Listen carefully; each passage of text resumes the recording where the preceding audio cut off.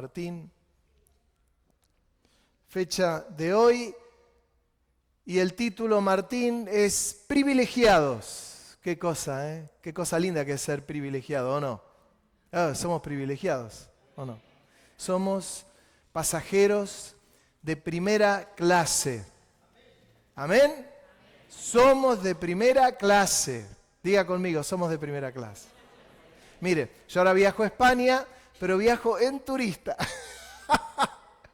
En el gallinero, que es como viajamos todos, y está bien. Pero nosotros en el Señor somos primera clase. Mire, en el Evangelio o en las Escrituras, nosotros encontramos en el Nuevo Testamento, en el Evangelio o en el Antiguo Testamento, encontramos cantidad de personas que fueron primera clase, que eran privilegiados, pero que no se daban cuenta que eran privilegiados. No se daban cuenta.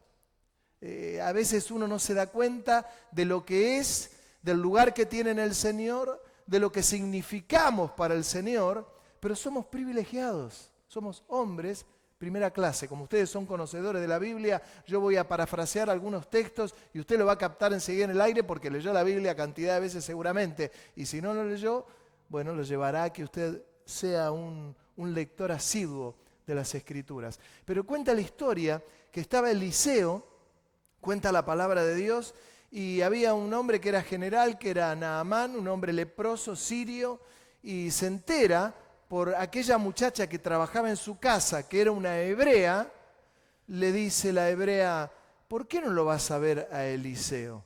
Él te puede sanar.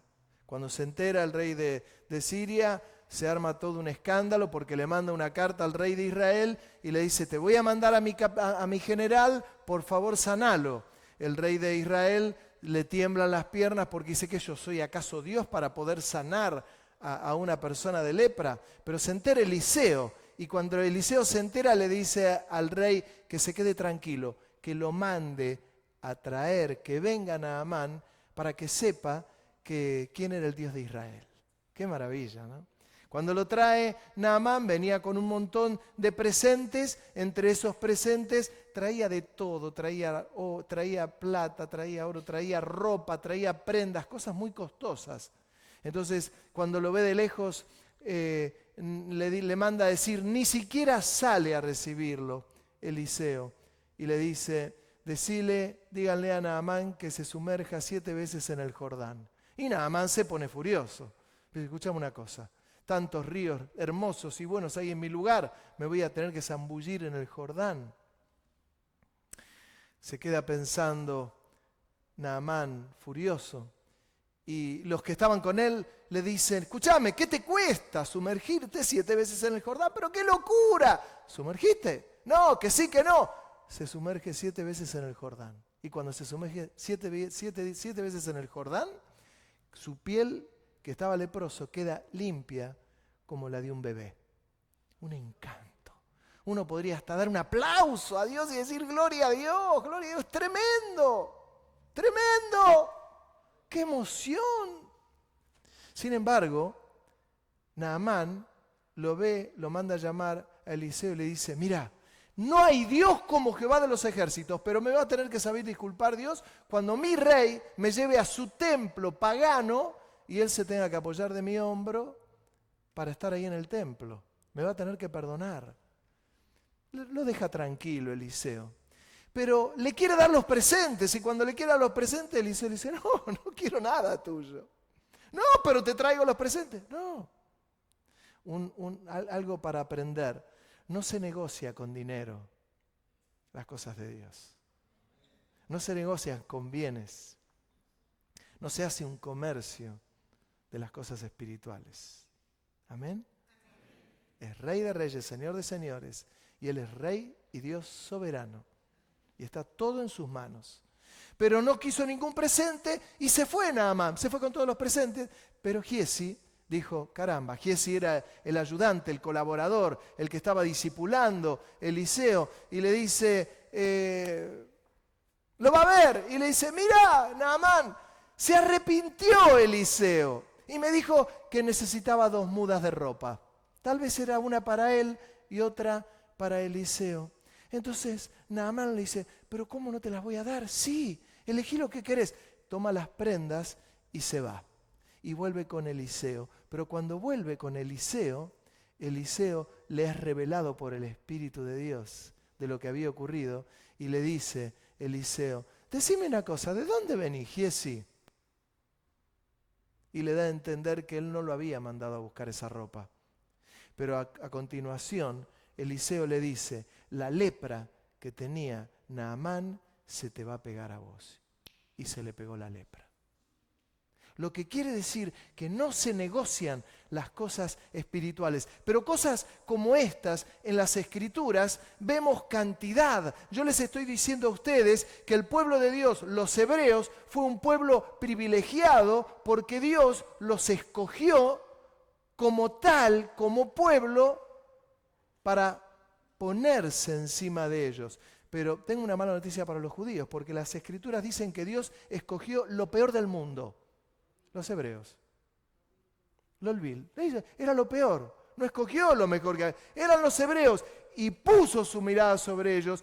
Pero ellos comenzaron a ser un pueblo privilegiado. Por eso la prédica de hoy se llama privilegiados. Fue un pueblo privilegiado. Y uno lo ve esto a lo largo de todo el Antiguo Testamento. Todavía no entré en el Nuevo. Porque Giesi no se daba cuenta que era un hombre privilegiado, que lo suyo, lo del Señor iba mucho más allá que 2 prendas de vestidos. Lo mismo podría decirles de Jonás. Jonás, un hombre que se termina enojando con Dios, no se dio cuenta que era un privilegiado, que era un hombre que Dios había puesto sus ojos sobre esa nación y sobre él, y que era un profeta. Ahora hablo de Jonás. Sin embargo, no se había dado cuenta el lugar que Dios le había dado. Y sabe, cuando uno comienza a hablar sobre todo esto, uno lo ve en el Antiguo Testamento, lo ve en Esaú, cómo vendió la primogenitura. Me estoy acordando ahora, vendió la primogenitura. Sin embargo, la vendió ¿por qué? Porque menospreció las cosas de Dios. Era un hombre privilegiado, sin embargo dijo, el ser el más grande, el ser el primogénito, el tener la bendición, lo voy a menospreciar. Y lo cambió, le vendió a su hermano Jacob la primogenitura por un plato de lentejas. Le llevó un plato de lentejas a su hermano y le dijo, te lo doy. Tengo hambre, dámelo. No. Pero dámelo. No, te lo cambio. ¿Por qué? Por la primogenitura. Dale. Total, me voy a morir. Si no me das de comer, me voy a morir de hambre. Y Jacob le hacía, ole. Le hacía, no le da. Y cuando le dijo, te lo doy, le dio la comida, se la comió rapidito en 2 minutos y se fue, vaya a saber qué cosa. Pero cayó la bendición sobre Jacob. Dios tenía planes. Pero hubo un menosprecio de las cosas del Señor de parte de Esaú. Y la lista sigue, los menosprecios que hubo a lo largo de las Escrituras. ¿Qué podemos hablar de los hijos de Jacob cuando fue Israel? Menospreciaban las cuestiones espirituales. ¿Qué decir de los hijos de Elí? Menospreciaban el privilegio que tenían. ¿Qué decir de los hijos de Samuel? Menospreciaban las cosas de Dios. Y la lista es interminable. Pero cuando uno va al Nuevo Testamento, uno en el Nuevo Testamento también encuentra estas cosas.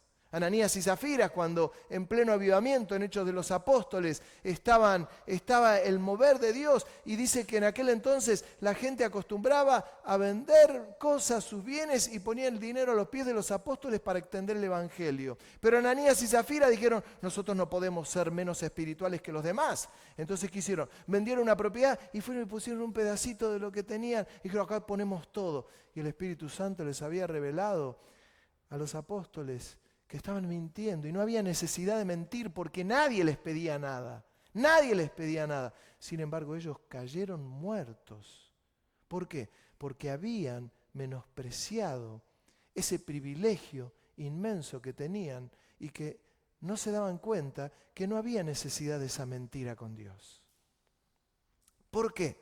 Porque había un menosprecio de la presencia del Señor. Había un menosprecio de lo sagrado. Yo les predicaba el domingo pasado sobre Simón el Mago. Lo mismo, Simón el Mago estaba con Felipe. Él se había bautizado como se bautizaron hoy nuestros hermanos. Habían recibido al Señor. Simón el Mago iba con Felipe para todos lados, en pleno avivamiento. Y cuando ve que los apóstoles se imponían las manos y la gente recibía el bautismo del Espíritu Santo, como era un mago, era un hombre que entorpecía, que engañaba a la gente, le dijo, yo quiero este poder, pero cometió el gran error de ofrecerle dinero a Pedro. Y cuando le ofreció dinero a Pedro, Pedro le dijo, tu dinero perezca contigo. Hermano, porque lo celestial, lo espiritual, lo glorioso, lo privilegiado de ser hijos de Dios no tiene nada que ver con lo económico. ¿El diezmo es bíblico? Absolutamente. ¿Debo devolver mi diezmo? Absolutamente. ¿Debo ser generoso con mis ofrendas? Absolutamente, porque nuestro Dios es generoso. Pero nunca Dios va a negociar con vos, ni vos tenés que negociar con Dios. Hay gente que hasta en lo económico, en lo que se llama mayordomía, devuelve sus diezmos y yo devuelvo mis diezmos, pero para negociar con Dios, para que Dios me dé 100 veces mal. Hermano, el Evangelio no es una quiniela.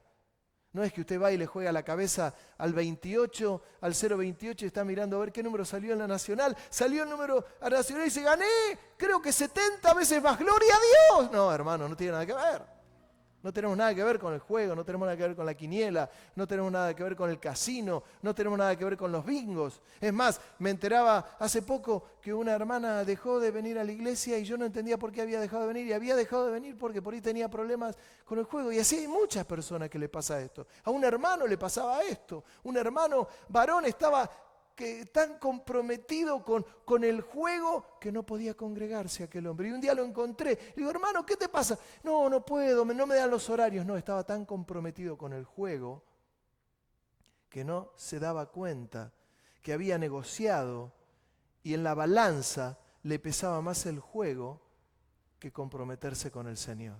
Era un hombre, familia, jefe de hogar, todo bien. Sin embargo, era más fuerte que él. No podía. Y así como esto hay hombres y mujeres, cantidad. Pase por las puertas de los bingos, se va a encontrar la cantidad de hombres y mujeres que salen de los bingos, de asientos, y dejan todo su dinero allí. Dejan todo su dinero. Había un joven, el hijo de una persona que yo conocía, que él trabajaba en un bingo y me decía, pastor, los bingos no tienen salida al exterior, no tienen luz al exterior. ¿Por qué? Para que la gente no sea consciente si es de día o de noche. Y había una persona que estuvo 48 horas arriba de una maquinita. Triqui ponía la maquinita, Triqui ponía la maquinita. En un momento tuvo un infarto, se cayó, se desvaneció. Y como los que estaban alrededor veía que ya hacía mucho que estaba en la maquinita, en algún momento le daría el premio.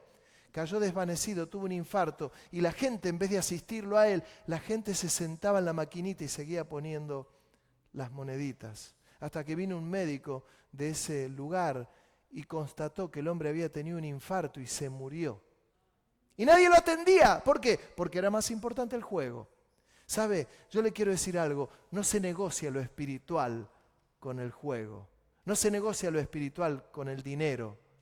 Jamás se debe negociar esto. Recuerden ustedes que antes de la gran reforma, cuando Lutero pone el grito en el cielo y aquella tesis es clavada en la puerta del templo, con aquellos 95 puntos que él se oponía a la iglesia, entre ellos era porque se vendía la salvación.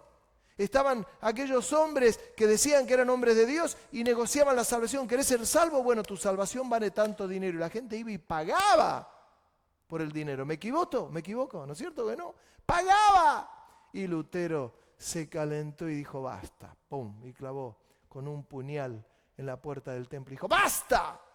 Por eso no tiene nada que ver lo económico con lo espiritual. Que hay factores como los que recién mencionaba, que son bíblicos. Claro que las ofrendas son bíblicos. Claro que los diezmos son bíblicos. Listo, hermano. Ya está.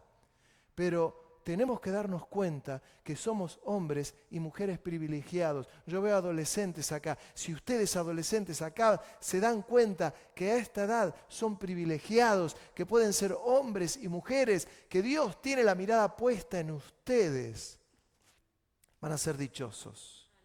Si toman con mucha flojedad de manos el Evangelio, pues se darán cuenta que no son ni chicha ni limonada. ¿Qué es chicha y limonada? No es nada, no se sabe qué es.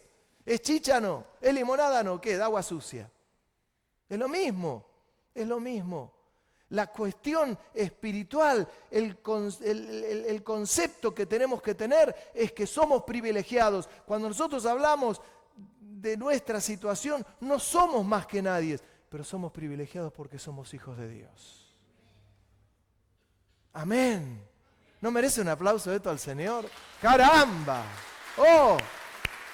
¡Privilegiados! Hoy, ¿quién es privilegiado?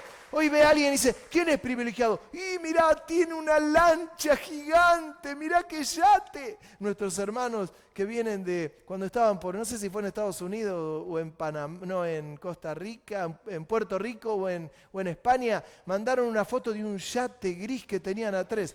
Marbella, ¿no? Un yate gris, hermano. No sabe lo que es eso. Debe tener adentro unos... no sé, 250 metros cuadrados. Uno veía esa foto, claro, dice, ese es un privilegiado. No, el que tiene aquel auto último modelo, qué privilegiado. ¿Sabe una cosa? Es privilegiado momentáneamente acá en la tierra. Porque si esa persona no recibe a Cristo como su Salvador, le pide perdón por sus pecados y su vida da un cambio radical, importante, su vida espiritual se va al infierno. Su alma se va al infierno. No es privilegiado. Privilegiado es el que en la tierra está con el Señor y puede disfrutar de lo que tiene. Señor, ¿me diste esto? Gloria a Dios. Señor, no tengo ese yate. Tengo un kayak para pescar, dirá alguno. Kelly, yo no tengo kayak, ¿eh? ¿Sabes? Siempre quise tener uno y después se me fue el furor de la pesca y después dije, no, ¿para qué? Menos mal que no tengo un kayak. Pero ¿cuántos de los que acá tienen algún kayak? A ver, ¿tiene alguno un kayak? Ninguno. Tu marido, bien, mire qué afortunado. No tiene el yate gris que yo vi en la foto, pero tiene un kayak. Y usted no tiene un kayak, ¿vio? Y el hermano te dice, ¿para qué lo quiere? Claro. Pero con lo que uno tiene que aprender a decirle al Señor, Señor, soy dichoso. Que hay ejemplos en las Escrituras, hay para lo que quieran. Mire, al ser humano le sale tantas veces hasta el egoísmo le sale de adentro. Cuando Jacobo y Juan le dijeron al Señor, Señor, permítinos estar a tu derecha o a tu izquierda. Ellos dijeron, nuestro privilegio tiene que ser más grande. Los vamos a matar a los apóstoles, a los que eran los discípulos del Señor. Señor, permítinos estar a tu izquierda y a tu derecha. Y el Señor le dijo, no saben lo que están pidiendo. No saben. Esa potestad la tiene el Padre para saber quién está a un lado y al otro. Y se enojaron el resto de los discípulos. ¿Cómo le van a pedir eso al Señor? ¿Por qué? Porque era la ambición de alguna manera. Pero alguno me puede decir, para al lado del Señor. Ya no tiene nada que ver con lo económico. Pero era parte de la ambición. Y el Señor se los aclara. Pero el resto de los discípulos, los otros 10, también se enojaron. Porque no se les había ocurrido a ellos esa idea de pedirle al Señor de estar a la derecha y a la izquierda. Es parte de la miseria del ser humano, que pone en distintas balanzas las cuestiones espirituales.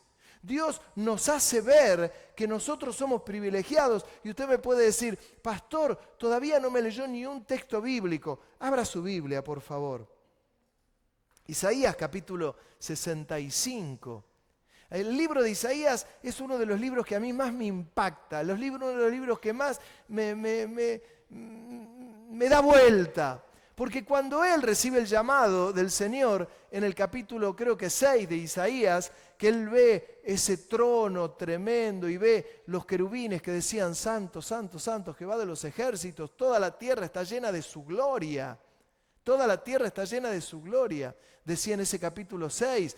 Y Dios lo llama a él porque toma un carbón encendido y le toca los labios, le quita la culpa, el pecado a Isaías. Y luego en plural Dios le dice, ¿a quién enviaré a hablarle a los hombres? Y él dice, envíame a mí. Y Dios le dice, te voy a enviar a vos, buenísimo, gloria a Dios, hay alegría en el reino de los cielos. Pero vas a ir a un pueblo que no le vas a hablar y no te va a escuchar. Y mire lo que dice en el capítulo 65. Fui buscado por los que no preguntaban por mí. Fui hallado por los que no me buscaban. ¿Saben quiénes eran? ¿Quiénes eran los que no preguntaban? ¿Quién? ¡Nosotros! Fui encontrado y buscado por un pueblo que yo no buscaba, dice Dios. Pero sigue leyendo. Dice, dije a gente que no invocaba mi nombre, ¡heme aquí! ¡Heme aquí! Y sigue diciendo, extendí mis manos todo el día a pueblo rebelde, eran los judíos, el cual anda por camino no bueno, en pos, y yo lo subrayé, de sus pensamientos, pueblo que en mi rostro me provoca de continuo a ira, sacrificando en huertos, quemando incienso sobre ladrillos, que se quedan en los sepulcros y en los lugares escondidos pasan la noche, que comen carne de cerdo, ellos tenían prohibido comer el cerdo, y en sus ollas hay caldo de cosas inmundas, que dicen, estate en tu lugar, no te acerques a mí, porque soy más santo que tú. Estos son humo en mi furor, fuego que arde todo el día. ¿Sabe? Dios le dice a Isaías, me han encontrado gente que yo no buscaba. Preguntaron por mí gente que yo no buscaba. Pero mi pueblo, al que yo le hablaba, que eran privilegiados y no lo sabían, lo menospreciaron. Ese pueblo fue un pueblo rebelde y contradictor, los judíos. Y se abre la puerta. Es interesante ver cuando Jesús entrega su vida en la cruz, que muere crucificado y muere. El velo del templo de los judíos se rasgó de arriba abajo. ¿Qué quería decir? Que cualquiera podía entrar ya por ese templo porque el velo se había rasgado. El sumo sacerdote entraba una vez al año en ese lugar, que era el lugar santo. Entraba una vez al año. Cuando se rasga el velo, el significado espiritual es que todos tenemos acceso para entrar en el lugar santísimo y poder adorar al Rey de Reyes y Señor de Señores. Ya no era el sumo sacerdote, era todo el pueblo. Pero claro, como era todo el pueblo, el Señor vino a los judíos y el Evangelio fue predicado a los judíos y en un determinado momento, también lo prediqué hace poco, Dios le habla a Pedro que alguien lo iba a ver y había un hombre que era Cornelio, que era gentil, ustedes conocen la historia, y él buscaba a Dios y en un sueño Dios le dice anda a buscar un hombre que se llama Pedro, él te va a explicar el Evangelio. Y Pedro tiene una visión, no voy a volver a hablar de la visión, pero en algún momento lo va a buscar Cornelio, lo manda a llamar, le golpean la puerta y dice, mirá, Pedro, Cornelio dijo que vengas con nosotros. Y Pedro dice, voy a ir porque Dios me dijo que vaya. Cuando Pedro va se encuentra que estaba Cornelio con toda la familia. Y Pedro le dice, mira, yo no entiendo demasiado, pero les voy a hablar de Cristo. Cristo murió en la cruz, murió por nuestros pecados, es el Hijo de Dios. Le predicó el Evangelio, tienen que bautizarse. Él, les predicó. Y mientras estaba predicando, la gente que estaba en el lugar comenzó a recibir el bautismo del Espíritu Santo. Comenzó a hablar en lenguas. ¡Corra, bacaya, vaya, shara, taba, vaya, calla, shira! Y Pedro dijo, ¿qué es esto? Que comenzaron a hablar en lenguas. Dice, ¡qué tremendo lo que es esto! El Evangelio llega también a los gentiles. Entonces Pedro le dice a los que habían ido con ellos, miren, estos recibieron el bautismo del Espíritu Santo. ¿Qué impide que estos sean bautizados? Porque claro, ¿cómo era? Lo que uno estaba acostumbrado que era, la gente recibía a Cristo como su Salvador, se bautizaba como hicimos hoy, se identificaban con la muerte, con la resurrección del Señor, después recibían el bautismo del Espíritu Santo, pero Dios les trastocó todo el orden, porque ¿sabe qué? Es real que el orden de los factores no altera el producto, como dice aquella fórmula matemática, no altera el producto. Recibieron el bautismo del Espíritu Santo, se bautizaron y ahí Pedro tuvo que dar cuenta a los judíos, porque los judíos ponen el grito en el cielo, pero los privilegiados somos nosotros, no son los gentiles, y lo mandan a llamar a Pedro y hay un concilio, y en medio de ese concilio Pedro le dice, miren, yo no sé si ustedes me van a entender lo que pasó, pero a mí me mandaron a llamar, fui, prediqué el Evangelio, descendió el Espíritu Santo, comenzaron a hablar en lenguas, todos ni les tuve que decir que se conviertan, porque había descendido el Espíritu Santo. Se bautizaron Y tengo una noticia para darles, les dice. Señores, tiene cumplimiento la palabra de Dios. Porque Dios también vino a los gentiles y ahí se les hizo la luz de lo que había dicho Isaías.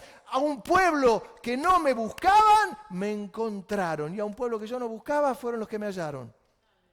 Y se dio cuenta que el evangelio había llegado a los gentiles. Y los gentiles somos nosotros. Oscar, sos vos, Pedro, sos vos, Mabel, soy yo Abel, sos vos Marta, sos vos Pedro, y somos los gentiles. Y entran, y se abrió, y tiene sentido que se abrió el velo, tiene sentido las profecías del Antiguo Testamento, y nosotros somos los privilegiados. Y como somos privilegiados, hermanos, no nos puede pasar lo que le pasó a aquellos hermanos del Antiguo Testamento que yo les decía. Por ejemplo, ¿quién? Jonás. Por ejemplo, ¿quién? Hoy tantos. Esaú. Uy, por tantos ejemplos. Giesi.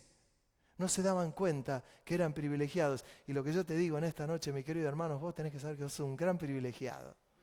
Que yo soy un privilegiado, que somos hombres y mujeres privilegiados, que somos hombres y mujeres de Dios, hombres y mujeres que vamos a hacer poquito, mucho, mediano, pero todo vamos a hacer poquito porque somos, les quiero decir que somos menos importantes de lo que nosotros creemos que somos.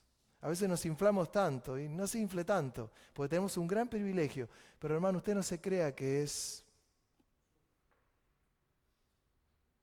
Le estoy poniendo en la balanza ese equilibrio. Porque si no, usted va a salir de acá y se va a creer que es Spurgeon, se va a creer que es alguno de estos conocidos. Y le quiero decir, ponga la balanza. Porque el hecho de que usted sea privilegiado no lo hace más importante que el otro. Tiene que ser humilde, tremendamente humilde. Leía unas cosas sobre liderazgo, escuchaba algunas cosas sobre liderazgo estos días en una charla y es fantástico porque es tan importante saber, conocer cosas del liderazgo. Una cosa es lo que es un liderazgo dentro del mundo secular, un liderazgo de lo que tiene relación con el mundo secular, con lo que tiene el liderazgo en una empresa. En una empresa se sabe quién es el jefe. Uno lo ve y entra a una empresa y ya sabe, uno pega un vistazo y el que es un poquito bicho se da cuenta quién es el gerente, quién es el jefe, quién es el encargado, quién es el empleado y quién es el ordenanza. Siempre. ¿Sabe? En el reino de los cielos ocurre exactamente lo mismo. Cuando uno habla de liderazgo, que es una palabra que no me gusta ni medio dentro de la iglesia, el liderazgo se tiene que caracterizar por ser lo más humilde, obediente, sumiso. Esto es el liderazgo en la casa del Señor. Por eso, cuando les digo, somos privilegiados, pero no salgas de acá diciendo, yo soy jefe de nada. Soy un gran privilegiado porque soy hijo de Dios, porque Él puso la mirada sobre mí. Y como puso la mirada sobre mí, tengo que ser sumamente humilde, tengo que ser sumamente obediente. ¿Para qué? Para que no me pase lo que le pasó a aquellos hombres y mujeres que no entendían que eran hijos de Dios. Me estoy acordando porque di ejemplos de hombres y no di el ejemplo de ninguna mujer. Y me quiere decir, viva pastor, que las mujeres somos todas perfectas. No, mire la mujer de Lot. ¿Vio? ¿Quiere que le busque? ¿Quiere que le busque mujeres?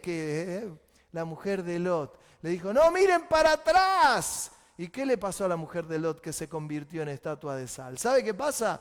Como se estaba destruyendo Sodoma y Gomorra, ella tenía todo su tesoro en la casa. Ahí tenía la vajilla preparada, ahí tenía todo lo que era de ella. Vaya a saber la ropa. Y se dio vuelta. Y cuando se dio vuelta quedó convertida en estatua de sal. ¡Sara! Cuando el Señor vino y le dijo a Abraham, ¡vas a tener un hijo! Y Sara detrás de la cortina hizo... ¡Un hijo! No sabe que tengo ya 90 y pico de años, que ya se me fue la costumbre de las mujeres. Y se rió. Y Dios le dijo a Abraham, ¡tu mujer se rió! Y Sara dijo, ¡no me reí! Y le dijo el Señor, ¡sí! Te has reído. Y cayó. Somos privilegiados. Es un privilegio ser hijo de Dios. Es un alto privilegio ser hijo de Dios. Me estoy acordando y veo ahí Simeón, cuando Jesús nace y sus padres lo van a presentar en el templo, como decía la costumbre. Y llega Simeón, que Dios le había dicho que él se lo había revelado el Espíritu Santo. Y le dice, no vas a ver la muerte hasta que tengas en tus manos al Mesías. Al Mesías. Cuando lo ve, el Espíritu Santo le revela y le dice, es este. Y fue y se lo tomó a María. Se me pone la piel de gallina. Le dijo a María, perdóname, permitime. María no lo había visto en su vida, Simeón. Permitime. Lo toma en sus manos. Y lo toma en sus manos a Jesús, al Hijo de Dios. Y dice, gracias, Señor, porque has permitido a tu Hijo, que era Él, ver lo que has enviado. Ya puedes llevarme. Y estaba Ana, ahí una viejita profetisa, una grosa. Y lo tomó también la mujer. ¿Sabe qué? Ellos se habían dado cuenta que eran privilegiados. A los adolescentes, jóvenes que están acá, les digo, son privilegiados. Comprométanse con el Señor. Yo sé que ustedes tienen una lucha tremenda con el mundo, que el mundo los rodea, que hay serie de barbaridades. No dejen que los rodee. A los más grandes les digo, no dejen que los rodeen, no dejen que los rodee el mundo. Son privilegiados, somos privilegiados. Cuando nosotros estamos viniendo a este lugar, tenemos que darnos cuenta que podríamos haber estado en otro lugar y haber hecho otras cosas con otros amigos. Podríamos ir a caminar, podríamos haber ido a la peatonal, podríamos estar en la playa hasta esta hora con un día tan hermoso tomando mate y dejamos todo eso para venir a este lugar. ¿Para qué? Para glorificar el nombre de Dios, porque somos privilegiados. Somos privilegiados. Yo lo soy, usted lo es. Por eso cuando el diablo te quiere hacer creer y te diga, no, bueno, no, está bien, ¿para qué vas a ir? No servís para nada. Cuando el diablo te diga no servís para nada, vos decile, no me voy a subir creyendo que soy un jefe, pero me voy a poner en mi término medio. Satanás inmundo, a ti te digo, voy a la casa de Dios a glorificarle. Y no pienso escucharte ni un minuto. ¿Por qué? Porque voy a exaltar al Rey de Reyes y Señor de Señores. Él es el Señor. Imagínese Simeón, imagínese Ana, imagínese el mismo Pedro cuando el Señor le dice, el que no come mi cuerpo y bebe mi sangre. Y toda la gente se empezó a desertar. ¿Cómo vamos a comer el cuerpo del Señor? ¿Cómo vamos a beber la sangre del Señor? Y se iba la gente y le quedaron los 12 discípulos al Señor. Y el Señor los miró y les dijo, ¿ustedes también se quieren ir? Vayan. Y se quedaron quietos los discípulos. Pero Pedro lo miró y le dijo, Señor, ¿a quién iremos si solo tú tienes palabra de vida eterna? Es esto. Somos privilegiados, somos privilegiados, somos privilegiados. Somos privilegiados. Por eso Pablo, él lo decía y va el grado de humildad. Dice, tenemos este tesoro en vasos de barro. Dice, para que la excelencia y el poder sean de Dios y no de nosotros. Un vaso de barro. ¿Quién es el vaso de barro? Nosotros. ¿Cuál es el tesoro? Es el Señor, ese tesoro. ¿Sabe una cosa? Termino diciéndole lo que vengo diciéndole en toda la prédica. Somos grandes privilegiados. Yo soy un hombre que estoy feliz de ser creyente. Estoy feliz de pagar el precio. Estoy feliz. ¿Estoy conforme? Sí. Alguno me podría decir, che, pero vos no tenés nada para reclamarle al Señor. No. Yo una sola vez le he reclamado una cosa al Señor. Le dije, Señor, te reclamo tal cosa. ¿Vieron que hay gente que le encanta reclamar cosas al Señor? Yo no sé. Después que me pasó esto, yo dije, ¿con qué cara uno le puede reclamar algo al Señor? Señor, yo te reclamo tal cosa. Y el Señor me paró y me dijo, es la última vez en tu vida que vos me reclamás algo. Porque lo que vos me estás reclamando está en mis manos. Y me volvió a decir, la última vez. Y ahí me di cuenta, pero qué loco, ¿cómo le puedo reclamar a Dios? Te reclamo, como aquel que le dice con autoridad, te reclamo, Señor, que me des aquello. Yo no sé cómo no le tiemblan las piernas. ¿Cómo no le da la cara reclamarle algo a Dios? Las Escrituras me enseñan a agachar la cabeza delante de Dios, a confiar en Él, en su fidelidad, en su amor, en su ternura, en que nada se le escapa, nada, y que Él siempre quiere lo mejor para nosotros.